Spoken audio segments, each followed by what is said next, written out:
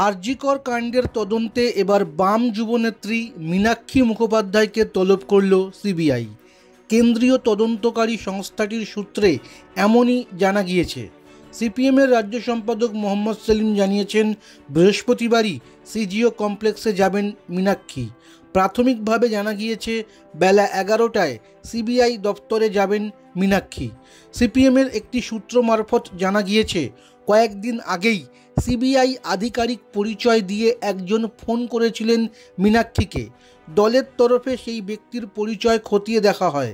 CBI আধিকারিকের পরিচয় সম্পর্কে নিঃসংশয় হওয়ার পর মীনাক্ষী তদন্তকারী সংস্থাটির দফতরে যাওয়ার সিদ্ধান্ত নেন।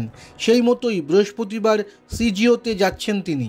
মীনাক্ষীর ঘনিষ্ঠ মহল সূত্রে জানা গিয়েছে, রায়গঞ্জ থেকে কলকাতায় ফিরছেন মীনাক্ষী। বৃহস্পতিবার সকাল 10টা নাগাদ শিয়ালদহ স্টেশনে নামার কথা তার। সেখান থেকেই সরাসরি সিজিওতে যাবেন তিনি।